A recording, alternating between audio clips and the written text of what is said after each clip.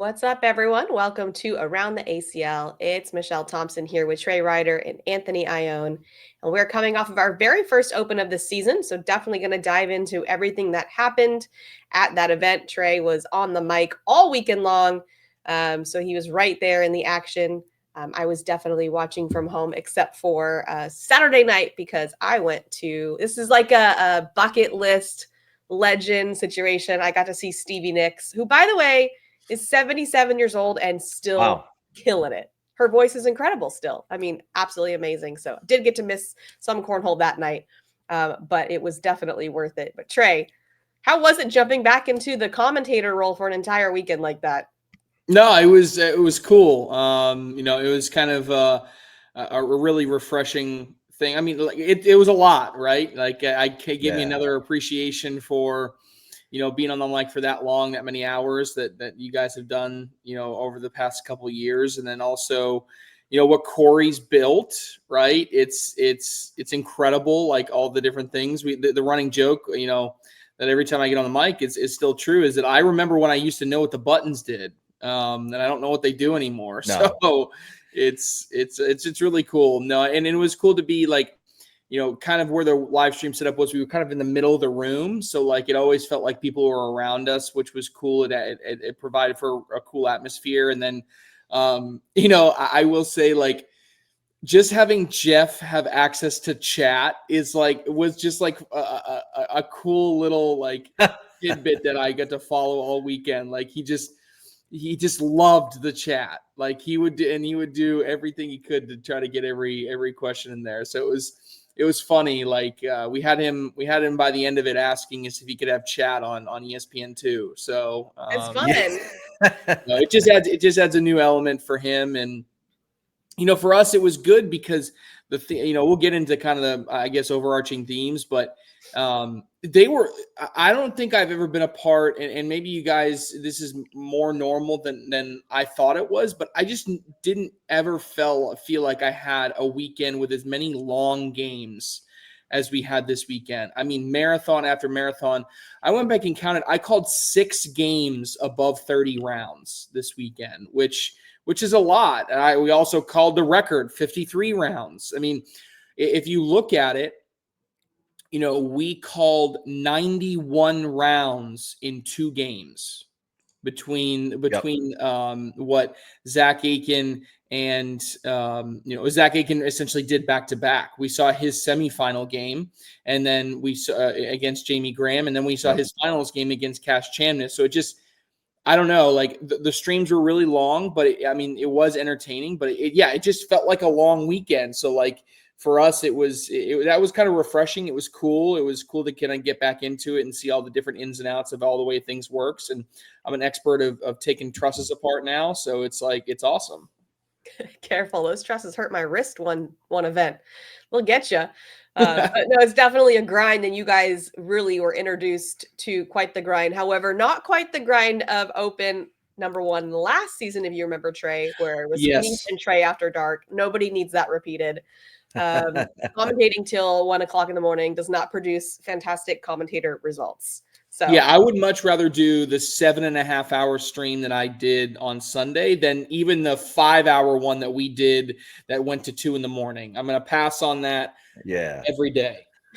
Glad we fixed that. Yeah, we did 7.5 hours on Sunday, but like I was done by 7 o'clock. So like that felt fine, right? I mean, it was not so much it was late into the night. It was a long day. It's a long day, and no delirium like we had at the other one. Anthony, how much did you get to catch of the cornhole action this weekend? Yeah, a lot of it. Got to catch a lot of it. And, just feeding off of what Trey was saying about the rounds, we're definitely going to see the number of rounds per game go up. It might be that we get so much talent at the top that we see really quick matches in the first round. Maybe you get 10, 11 round matches in the first round. But when you start working your way through that winner's bracket and all these top talents start to collide to make their way to the king seat, we're going to start seeing 30, 40 round matches probably pretty consistently. It would be kind of cool to pull, back in the day when I was a pro, I remember following that pretty closely, the stat wise, and it was like right around 16, 17 rounds on average. And we've seen that grow to 18, 19 probably last season, but it'd be cool to start pulling that and just seeing that trend, because the talent is getting so congested and 50-round matches are going to happen more and more. It's just the nature of it. Yeah, it's pretty crazy. It does make for some very entertaining cornhole, though. It's like, who's going to be the first to make a mistake? And we're going to get into all of that just normally. But before we do, just a couple more pro partnership announcements over the weekend. Erick Davis and Austin Waskow, they were partnering together for this event. So we were speculating, is that going to be a committed pro partnership? They did announce that it was. And then Ryan and Mason Traiteur teaming up. So the brothers going to be on a team together. Of course, we're all kind of checking out Ryan Traiteur this season to see if he's going to look like he did a couple years ago. And so those are some good teams. Trey, thoughts? Yeah.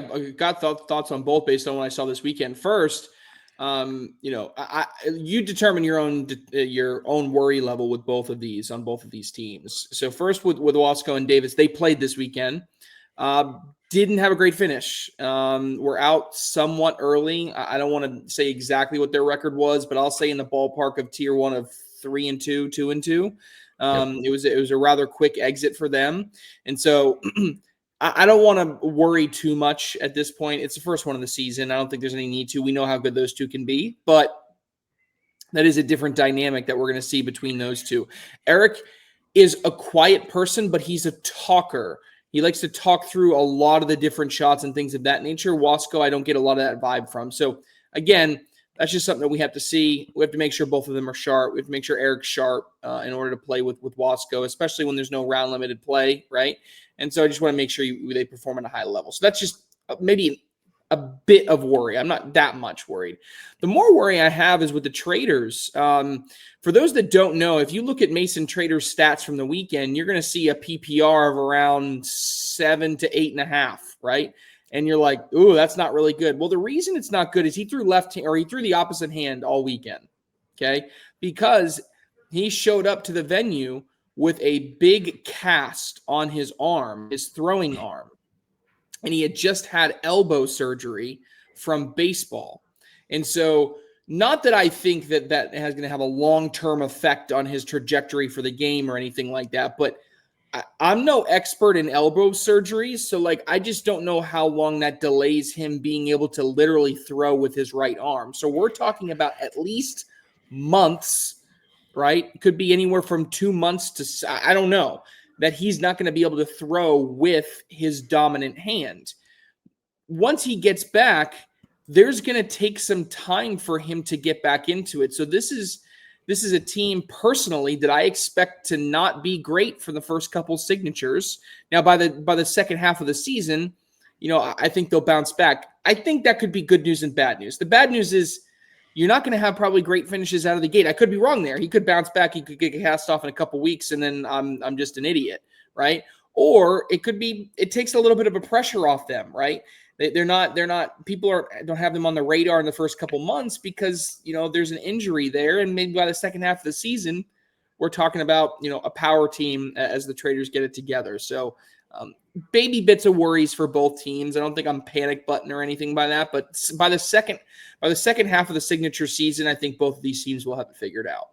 The fact that he throws a better PPR than me with his non-dominant hand. Anthony? Yeah, we went into a little bit of detail last week. If you haven't seen that episode, check it out. But we go into more detail about the new pro partnerships for the season, a complete overall. It's worth mentioning 11 of the top 15 doubles teams from last season have separated. So it really only leaves Mark Richards and Tony Smith at number 1 from last season, Graham and Trzynski number 2. So your 1-2 stayed together, and then it starts to fall apart from there. Guy Nation at 8, and then Alex Rawls and Derek Holland at 10 from last season. Everybody else has separated. So if you look at Erick Davis and an Austin Waskow, definitely a candidate for top 10 doubles for me. Not the result they were expecting to see at open number 1, like Trey was saying. They ran into 2 tough teams, but the loss to Gio Mora and Espen Jackson is a match I expect them to win 8 out of 10 times. But let's not forget Erick Davis threatened the number 1 player in the world for the entire 2024 season. He was top 5 in doubles that same season. Then it was Waskow who broke out last season, really pitching some of the best bags we've ever seen against some of the best players that the game has to offer. And he also finished top 10 in singles and doubles. So putting them together is going to be tough. I don't think that switching over to AAR is going to have any impact on these guys. They're the kind of guys that you can see them throwing any bag with their style of play. And really, Team AAR got tough alongside Graham and Trzynski. You add that team, they're going to be a tough team. I expect great things out of them this season. But to your point about the Traitors, I kind of want to go down. Let's assume that the elbow is not going to be a thing. I think the key to them is can they show out at the same time, right? I mean, they both have elite level success in the pro division, but it really happened at different times. We saw the rise of Ryan, and then he dipped. I'm not going to really call it a fall. He just kind of dipped, and then we saw Mason rise.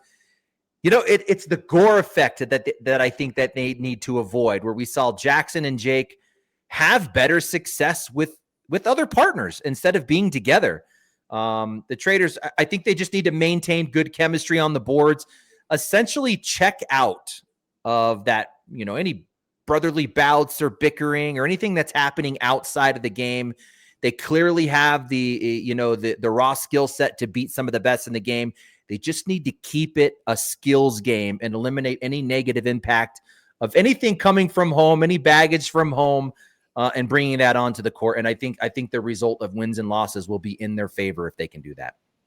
Well, and the last thing I want to mention that to tag it along that, last year was the growth spurt. You hear me talk about it all the time with U18 players. It was the growth spurt for Ryan Traiteur. He grew at least 7 inches, it felt like. I mean, he just got taller, and I think that changes his release point. And on top of that, he had the rule change where he had to go from the follow-through step away from it. Yeah. So I think both of those things compounded into a tough year for Ryan Traiteur. I think for him, now that he's kind of where he is, I think he's going to have more of a successful season, and I think he's going to need to be the leader on that team. Yeah, couldn't agree more. Let's get into open number 1. We'll start it off with doubles. Our winners there, Ethan Walker and Jamie Graham. Jamie Graham continuing to be impressive coming out of last season. Really just so dominant. When I think I talked about it last season when I was talking about picking Jamie Graham, there's not a whole lot of people that I have the utmost confidence in that can always win. And Jamie Graham is one of those players. Trey, your thoughts on doubles? Yeah, personally, I kind of thought Jamie Graham was, this is maybe a hot take, and a lot of people are going to hate it. I thought he was the best player on the weekend. And so I know there were other people that, I know Cash Chamness won. I think he was the second best player on the weekend. I think the thing that got Jamie eventually was fatigue across the 2 days. And, one element to that, I think that people forget is that the way opens were structured last year is that going into each of these open events, the pros had their own specific division. Now, those own specific divisions had, people that, had their own specific pro tour so that they were seeded, right? So they just walked into the double elimination bracket, maybe did a stack, and maybe did some tiebreakers, and then they were done for the day, right? That's not how it worked for the amateur players, because the amateurs like to get as much bang for their buck, play as many games as possible. And so because of that, you transition into Saturday for doubles where they played 6 games of rounders and then played a full bracket after that. So it's a long day for some of these pro players. And so because of that, I think Jamie Graham, and I even talked to Ethan Walker, I saw him fighting his way through the bracket. We kind of both walked out of the bathroom at the same time going back to the live stream court. And I talked to him at some point, and I said, you going to finish? You going to be able to do it? And he goes, he didn't even respond to that. He just says, I am so tired. Right. And so I think that's a big part of it. Like, some of these guys have to get back into the long day game shape. And so, we kind of snicker at that idea, but it's true. You got to get back into game shape. And so when it comes to Jamie Graham specifically in doubles, he was, I think, the most effortlessly dominant player on the entire day. And honestly, Ethan Walker at times was solid. I think what is most impressive about Graham and Walker this weekend is they played complementarily, right? And so when we talk about some players not peaking at the same time or doing whatever, I thought they were as good as they needed to be at every exact time. And if the timing is like that, that just makes for a dangerous team. For example, I thought Ethan Walker played poorly in the quarterfinals to semifinals, halfway through the semifinals range. A lot of bags left. When he doesn't really drive his bag and lets that bag kind of get a little bit lazy, grips a little bit too much of the board on his rolls, he ends up left. And there were a lot of bags left. And I think that caused them to give up some points. But because Jamie was so good, it didn't matter. Now, the reason I think ultimately they won this tournament is because when Jamie got towards the end, he was exhausted. He was fatigued. And then all of a sudden, Ethan Walker became the best player on the planet. Yeah. And he was not missing anything. I mean, we're talking about pushes and cuts and rolls and going bag for bag. It didn't matter. Walker was unbelievable. And so they got that win, I thought, really playing complimentary cornhole on either side of the board, which was really, really impressive. Great to see Justin Burton Jr. and Cash Chamness. After watching them for a weekend and getting to digest it even more so, and I don't even want to draw it because it's a Texas comparison. To me, it just feels so much like an Eddie Grindersley, Caleb Batson relationship. When you watch them go walk up to the board at their peak, everybody's eyes are on Cash Chamness because they know how elite of a player he is and becomes. And being a younger player, people are going to be naturally drawn to that. That's what we saw in Caleb Batson. Like, he was the shooter. The issue was that or what made them successful, though, was that Eddie was steady. He didn't have a lot of emotion up and down. He didn't let them get overly excited based on success or get them overly down based on negativity. He delivered when he needed to be. He was clutch when he needed to be. And more so, he was just simply a mentor on the boards for Caleb. That's what we saw from Justin Burton Jr. And if he continues to do that, there's no reason that JBJ and Cash aren't one of the best teams in the world as we look across this entire season. So overall, those two teams really stuck out to me. A couple quick notes for me. Jack Gore and Zach Aiken. I think those two are going to be really tough to beat. Bag change, partner change. They're going to figure some things out. But at times they were borderline unbeatable. They just kind of got a little bit hung up there towards the end. I thought they were impressive, though. Really, really excited to watch them. And overall, I think this is going to be a tough year when it comes to doubles teams. I think a lot of people are gearing up. Kano and Chamberlain, some people might be a little bit worried. I am 0% worried. Zero. They didn't get a win, but like, I still think if you to give you an idea of how much faith I have in them, if you told me JBJ and Cash are going to play Gavin and Logan best of 10, I'm still taking Gavin and Logan in a head-to-head matchup. I still think they're the better team right now, but they got to figure some things out, and they got to be a little bit better than they were this weekend. But I'm not worried about it. So not worried about Zach Aiken and his wrist anymore, Trey? I'm not, which is great news. So he didn't mess with it at all. So which is great. So that was okay. That was a key there. Oh, and then I didn't even mention Spencer and Tony, who you and I both had a hot take about. They lived up to us. They made us look smart. I know they didn't win. They didn't make it all the way to the final, but they were the only ones to beat Graham and Walker that entire event. Fabianar and Forbes, I feel real good about my top 10 proclamation and demand, really. I mean, they were as advertised. Agreed. All right, Anthony, what were your thoughts on doubles? Yeah, so just like anybody else, open number one, what we're all doing is we're getting these first looks and we're taking notes. What do these doubles teams look like? Who was working over the offseason? Who changed anything drastically in their pitch? So these are just 5 notes early, my first looks, first matches of these guys. And I'm just going to kind of read through those. Right out of the gate, first match, my note says Cash looks improved. And this was early in doubles, long before singles the next day. Literally every facet of the game was on point for Cash. He had max confidence with the slick side. He was pushing through everything with ease. The airmail was just as good as the roll bag. And little bro went through the entire tournament with the top PPR and DPR. So he absolutely just crushed it. My second note, JBJ looks good out of the gate. So again, this is my first look at JBJ. He averaged an 11 through his first 2 games, and then ultimately we know how he did in doubles. My third note, Kano matching Chamberlain's new pace. We got a good look at Chamberlain at Worlds and this whole new Logan Chamberlain. The mouth stopped moving. The pace of how he was going through the rounds. You can see the improvement in the mental game.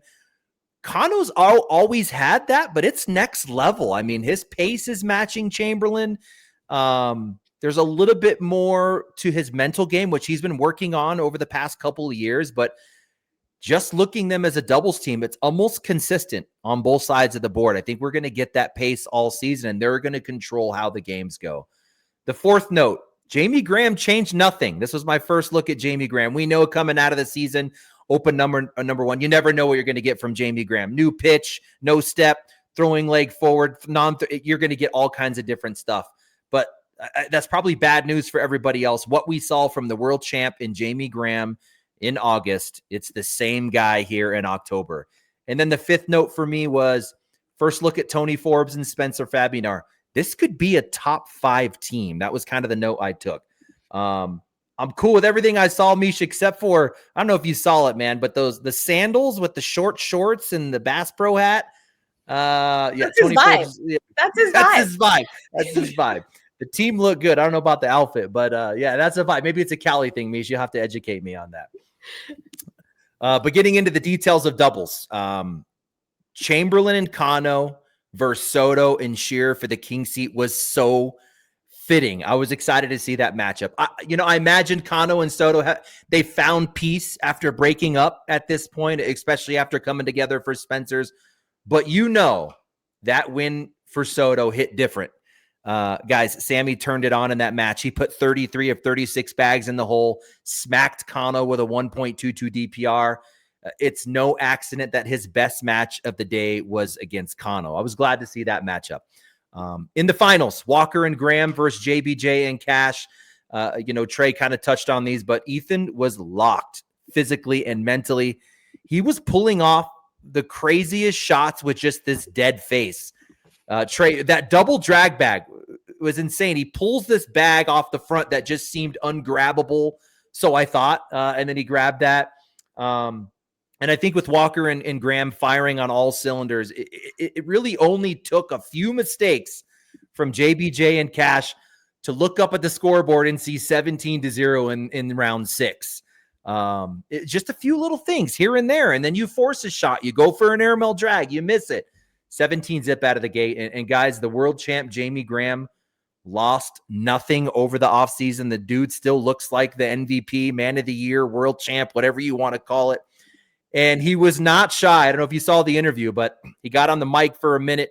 He was not shy to call our guy, Jeff McGarriger, out on the live feed and say, "What's up with not picking me for MVP of the year?" So he calls Jeff out. Dude's out for blood this year. He's gonna be nice. He's gonna be nice. Oh man, poor Jeff. Jeff always confesses his love for Jamie Graham. I don't know what he's talking about. Moving into singles, we've already touched on it, but of course, Cash Chamness, the 9-year-old, takes the win there. So youngest to win, as well as longest game in ACL history at 53 rounds. So a really historic moment for Cash and the ACL. And Trey, you were right there calling it. Tell us about it. Yeah. I mean, look, it's now obvious that this kid has staying power, right? Because when you now hold the number 1 and number 3 longest games of all time under your resume, there's something to be said about marathons.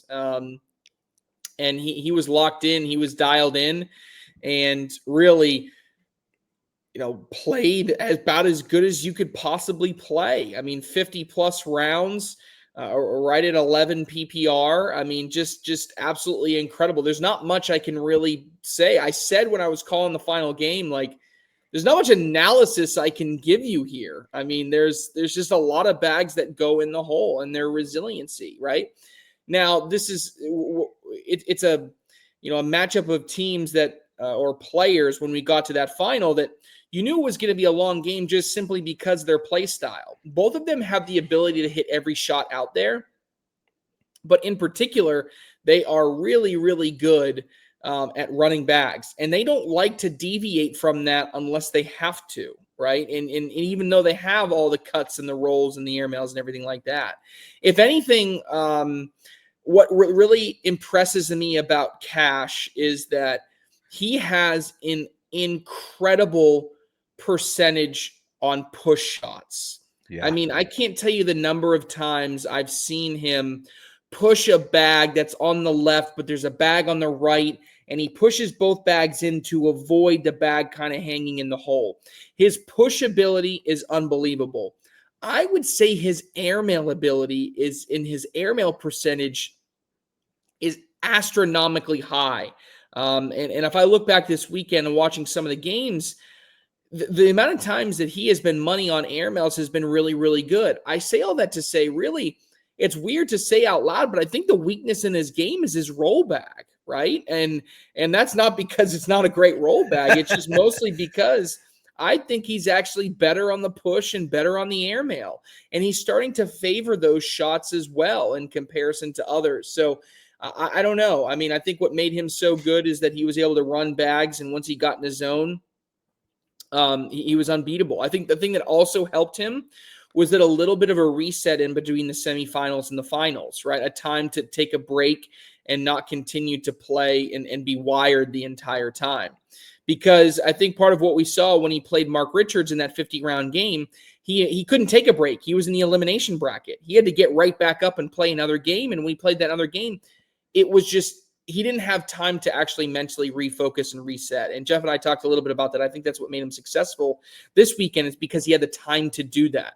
He got to sit down, have a Gatorade, right? And just sit and watch a little bit and decompress and then get back into a focused mode. Having said all that, I think that's part of the reason I'm even more impressed at times with Zach Aiken. Because, I mean, in no world are you ever mentally prepared to throw 91 rounds in 2 games.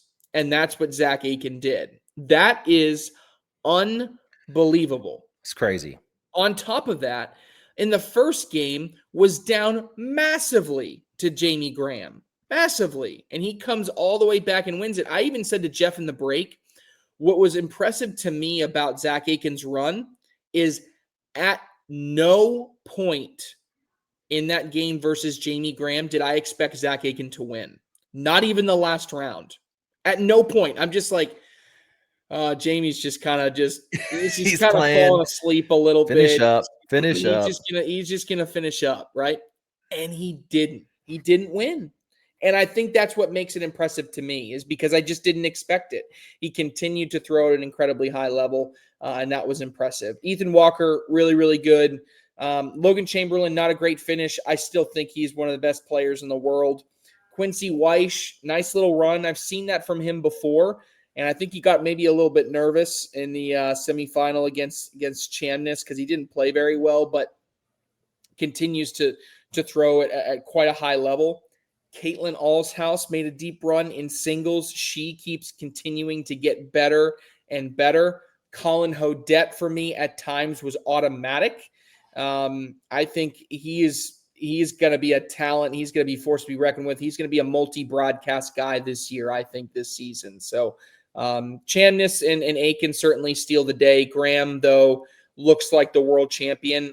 Again, I'd still put him at number 1 in the world right now if I had to put my own power rankings out. But welcome to glory, Cash Chamness. We'll see if he can hold on to that and continue to ride that wave, because it's fun to watch. You brought up Ethan Walker. Ethan Walker is actually our ACL Academy expert this month, and he's going to be teaching bag manipulation. So if there's anybody to learn it from, Let's go. It's Ethan right Walker. Guy. That's based on what I saw this weekend. That is the right guy. Yeah, so super excited to see what he teaches us in ACL Academy. All right, Anthony, tell us your thoughts on singles. How about Ryan Weinfeld showing up at Open number 1? Talent-wise, we talk about this guy as one of the best in the world. Meesh, mind-blowing. He's never won a singles title ever. Let's take Opens, Round Limited, Nationals, Signatures, etc. Nothing yet from Ryan Wienfield, but a good run out of the gate here at open number 1. I wanted to see Harbaugh come out punching here at open number 1. Didn't happen. Finished 13th in his bracket, losing to Colin Powers and Pat Sem. For me, it's when will we see Harbaugh with an elite level roll bag that matches his elite level airmail? That's where the game's going. I mean, I think that's the difference. Look at the dudes crushing brackets right now. They all have a roll bag that could match their airmail. Harbaugh with obviously one of the best runners in the game, high percentage airmail, but you come in with let's say a 30% roll bag. That's the difference in the game. I'd really like to see Harbaugh develop that as we move into the season. You mentioned Quincy Weish. This guy's been making moves for a couple years now. Nationally, he would have come on radar as a part of the USA Forces event. Dude's a complete badass. Served our country as a part of the U.S. military. Honestly, my guy looks like he could bench press the entire truss structure out there on the stream court. He's a beast. But then he has this delicate release with a really nice roll bag. It was last season at the World Championships. We had 100 doubles teams in USA Forces, and he ended up winning that on the broadcast with Trey and Jeff. So he's showing that he can do it under the pressure of the lights and the crowds. He also made the finals of USA Forces singles.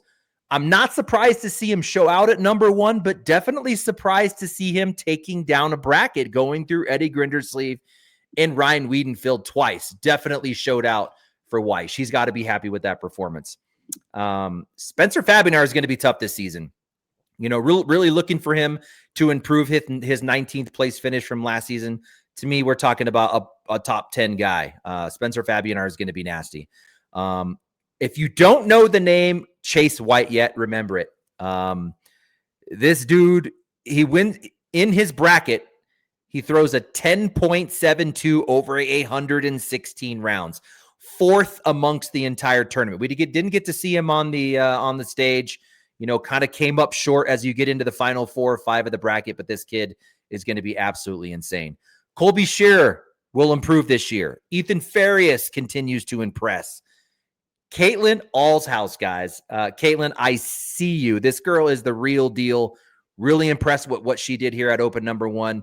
You mentioned Colin Hodet. He's definitely going to improve his 28th place finish from last season. This dude is a dog.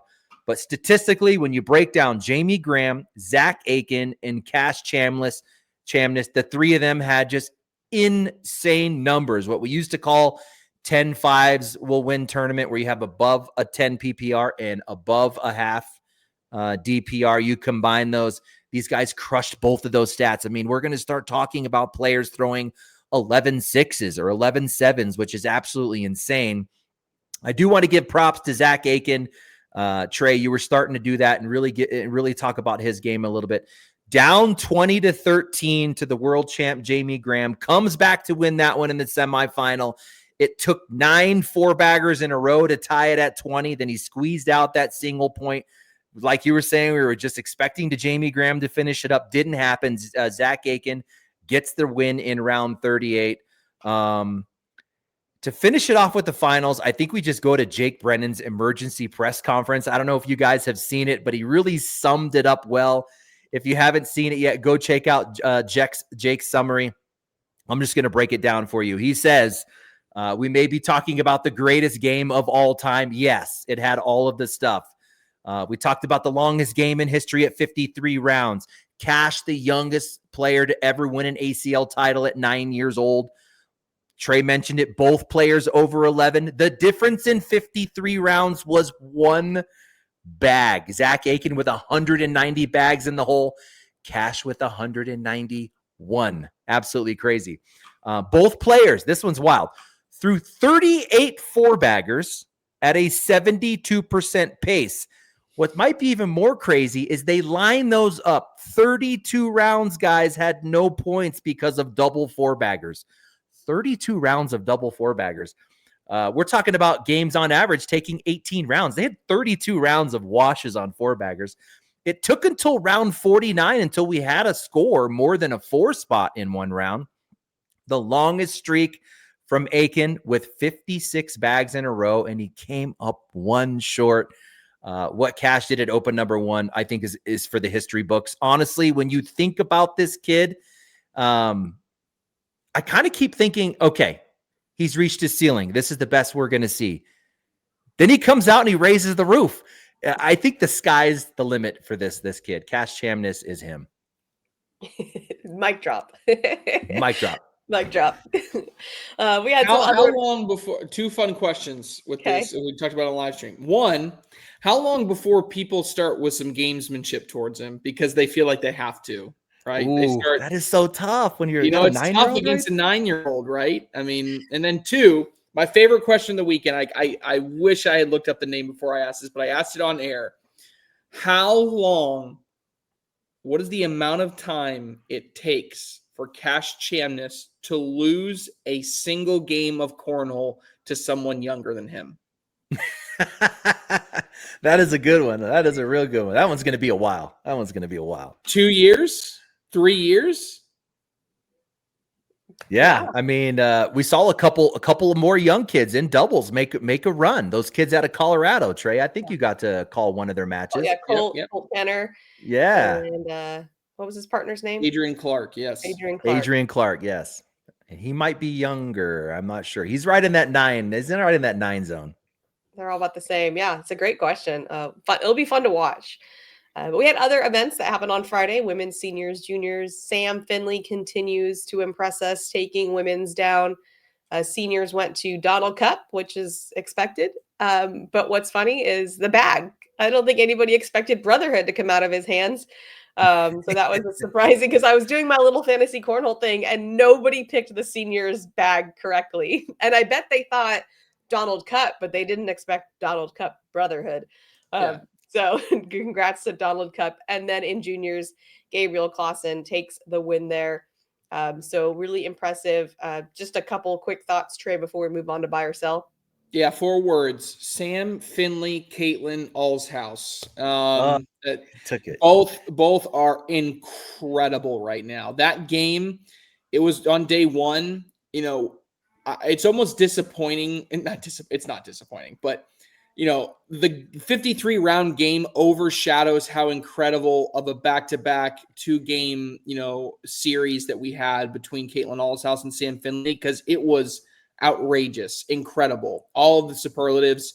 I think both ladies will kind of lead the way in the women's division this year, but the margin is razor thin. We went through a list on air of all the people. This is not going to be a one dominated, because if we look back to last season, 6 signatures, 5 different women won women's singles, 5. So already we've seen the parity that we've kind of been looking for the past few years. We'll continue to see it here. All these ladies throwing at an incredibly high level. Really impressive to watch them. And just really impressed. Allshouse and Finley going to be forces to be reckoned with this year. Anthony? Samantha Finley's cooking right now. The best I've ever seen her play. And I've been watching Samantha Finley for a long time. Got to compete against her back in 19. And then, of course, we were all watching her when we first started hitting ESPN. The best I've ever seen her play. A 10.84, guys. Over 149 rounds in the women's. That is absolutely crazy. Pairs that with above a half DPR. And then coming off of what she just did in Europe, you've got the European Open singles champ going through Adam Hissner, the Open doubles champ, going through the world champs in Birchfield and Hissner, captain of the winning World Cup team. Samantha Finley's absolutely killing it right now. One other mention I'd like to throw about there. We've been talking at length about the 9-year-old Cash Chamness. How about his pops, Rich Chamness, in the USA Forces doubles? I was following that one. He ran into our Open singles bracket winner, Quincy Weish, twice. Rich threw a 10 in game 2 and a 9.86 for the King Seat match. Yes. Ultimately taking second place to the reigning USA Forces world champs. That would be William Foreman and Quincy Weish. Rich was cooking up a little bit, guys. I'm just saying. I see Rich. Did set a record this weekend too for most steps taken around a broadcast. Oh my goodness. How do you funny. sit still? I mean, I couldn't either. That's crazy. I would be a mess. Watching both of them, like every time Cash would either make a bag or miss a bag in like a semi-serious situation, I just look over and mom and dad, I mean, Rich is walking A with mess. authority. And mom is just like, it is a nervous. That's it. Look, they won, and that makes it enjoyable. There was no part of that entire game that was enjoyable for any No, of them. no, None. It was all worth it, though. It was all worth it. Well, it's so cornhole's so different, right? Where if it's a team sport, you're watching your kid play with a team, right? When I'm watching Rum play soccer, it's like whenever he ends up touching the ball, but he's got this whole team out there. Cornhole's like there they are on the biggest stage, all by themselves, especially in singles. So, oh God, I can only imagine. All right, let's move into buy or sell. First one, Chamness and Burton Jr. are the top team out of Texas, Trey. You kind of already alluded to this answer. Yeah, I already alluded to it. I'm going to sell it. I look, I'm not taking that away from Gavin Cano and Logan Chamberlain. Look, if a few events go by and we still see JBJ and Cash Chamness consistently finishing better than those two, then yeah, look, I'm happy to change my mind on that. But right now, there's too much experience, consistency, longevity, focus from Cano and Chamberlain. I'm going to roll with them for now. Anthony? Yeah, I think we're really only talking about three teams, right? You mentioned Chamberlain Akondo. We got Wilson, Grindersleeve. The other top Texas teams are now only halves. You got Soto with Shear, a half of Texas Sims with Harbaugh, and then a half of Texas Waskow with Davis. But I am 100% on this one with Trey. It's an easy sell for me. I'm still Chamberlain Akondo. Ethan Walker will be a top 10 singles player this season, Trey. Yeah, I will buy it, actually. I think, the only time we saw him, stumble this weekend was either after throwing for 3 days and 10,000 rounds, it felt like, or kind of when he almost probably got a little bit bored. I think he's going to be revitalized having Dave Morse in doubles. And because of that, that's going to keep him focused in both elements. He's also determined on making himself a better mental player after talking to him. I'm bought into Ethan Walker. I think he's a shot maker. Other small element to this is that I've talked about this previously in the past, but the ACL boards that go to the Opens and the signature events, they refresh every 2 years. And so last year was year 1. This is going to be year 2. That means in general, we should see board conditions that are slightly slower this year in comparison to last year. I think that's good news for someone like an Ethan Walker. Anthony? Yeah, I agree. I'm going to buy this one as well. And I think the comment about Ethan really working on the mental game is going to be the key. We already know he's skilled, but looked really improved for me at Open number 1. And you have an improved Ethan Walker who continues to make World Championship Final Fours. I mean, at one point, he's going to really lock it in. He could be a world champ. Sam Finley's already locked up Women of the Year. Everyone else is just fighting for second, Trey. Yeah, I'm going to sell that. I just talked about parity. There's too much out there, right? I mean, we spent all weekend talking about these two. I think Caitlin Allshouse is the real deal. Caitlin is gonna be a force to be reckoned with. I mentioned that, but we didn't talk about Riley Schaff. We didn't talk about Mylan De La Cruz Gigante. We didn't talk. Sarah Cassidy wasn't even there, right? Yep. I mean, there's just so many top level Miranda Coy wasn't there, right? I mean, so I think there's plenty of ladies. This is going to be a very parity filled field this year. I do think we're going to get a lot of different winners. On average, I think Finley and Allshouse will finish slightly better, and it'll be a battle between those two. So if it is a battle between those two, I'm not ready to say anybody is far and away the best out of anybody else. Anthony? Yeah, I have one note here, and it says, this girl, Caitlin Allshouse, is not playing. That was my little comment for this one right here. Some of the best stats we've seen in the women's division ever when you look at both Finley and Allshouse. I can see these girls duking it out all season. And let's not forget, let's go back to the World Championship singles, the Women's World Singles Final, Allshouse versus Finley. Allshouse gets the win, 21-13. I'm going to sell that. Samantha Finley can absolutely be Woman of the Year, but I don't think Allshouse is going to have any bit of just playing for second. This is not the last time we see Quincy Weish at the end of a tournament, Trey.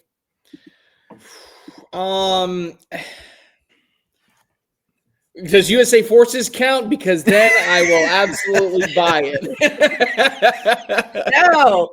If it doesn't, I think the thing that's going to hurt him is, look, Quincy is not a pro player. He was a true amateur. He's keeping that amateur status. And so because of that, like, he's not a big traveler. And so, you know, I think that's going to be tough on average if he's not going to a ton of events. I think he also benefits slightly from a little bit of a lighter path than some of the other brackets.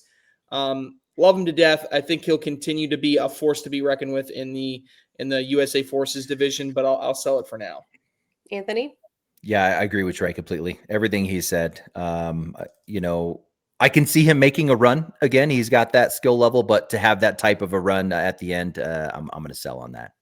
So before we get to the last one, this one dawned on me as we were talking earlier, but are we worried about Trey Birchfield and Adam Hisner, Trey? We're worried about them? Bye. Yeah. Yeah. Bye. Right? What is going on there? Yeah, I don't know. They'll figure it. No, I will say this. I saw Adam Hisner in singles against Colin Hodette. And the first half of the game, I was like, Adam Hisner might be bad, He's folks. Done. Yeah. And then all of a sudden he's like, he turned around and, you know, he's like, all right, I guess I'll start playing now. And then I was like, okay, wait, no, I've seen this guy. This guy is really good. Like, he came all the way back and then just kind of a fluke at the end, lost to Colin. So in the, you know, because of that, like, I still see flashes, but Trey Birchfield has done this before. And that's the thing I keep going back to. It's like, we kind of said the same thing about Trey Birchfield before he won the world championship 2 years ago. We were like, is this guy kind of not there anymore? And then he's like, yeah, no, I'm going to start playing now. And then he won everything. So tough. Okay. And the last one, Jamie Graham's the favorite for Man of the Year. What do you think, Trey? Yes, for me. Okay. Yeah. I can't. Right now, he looks like the best player in the world to me. So I mean, Mark Richards and Tony Smith weren't there, but you know, we'll see. We're talking about singles. I didn't say doubles. Like I said, no, I know. Even as singles players, I mean, Mark Richards, I think, is in the conversation. Yeah, look, Jamie Graham, I said this to Jeff, you can start comparing resumes of Mark Richards and Jamie Graham all day, but if you're just looking at doubles, Jamie Graham has no position to argue with Mark Richards, and if you're talking about singles, I don't think Mark Richards has any way to argue with Jamie Graham, personally. Facts. All right. Anthony agrees? Yeah, Meesh, I have a hard time not picking JB favorite of the Man of the Year every year, even when he was like 23rd the previous season. This guy is just, you know, is he the GOAT? Like, you know, it's hard not to pick the guy. I think I'll always pick Jamie Graham no matter what he did the season before. He's that good. All right. I like it. All right, Trey, ready for our hot take? So we have a week before we get into our next open. So what are you going to do your hot take on? Yeah. I'm going to look forward to the signatures. We talked about Jamie Graham having a little bit of fatigue. I think that's kept him for victory. There was one other person that I think was kept from a victory, and now my hot takes are starting to string together. This is putting a lot of pressure on one particular individual. I don't care. I was really, really impressed by this individual. I think they come out and they win a signature in singles. That is Spencer Fabianar. Oh yeah. Okay. Kind of doubling down from last week's hot take in a way. All right, Anthony. Meesh, don't give a hot take that just cancels Trey's hot take this week. All right, I'm not go somewhere else. That's really different. Spencer wins 2 opens. Yeah. All right, I'm gonna play off a Cash. This one's pretty hot. I think I'm gonna say Cash pulls off a Mark Richards and Alex Hicks stat and wins 3 open singles in one season. Ooh, I do like that one. All right. Well, I didn't talk about it on Around the ACL, but I did post about it on my Facebook. I picked Colby Shearer to win open number 1. He did really well. He did not get all the way to the end. So I'm going to go ahead and pick him. I don't know if he's going to the next one, but the next open, I'm going to go ahead and say Colby Shearer is able to get it done. And I have a lot of faith in Colby. You said, Anthony, that Colby's even better than last year. I think he's got a lot more confidence with his partner, and I really like his odds. All right, guys, that's all we got time for. Thanks for joining us, and we'll see you all next time.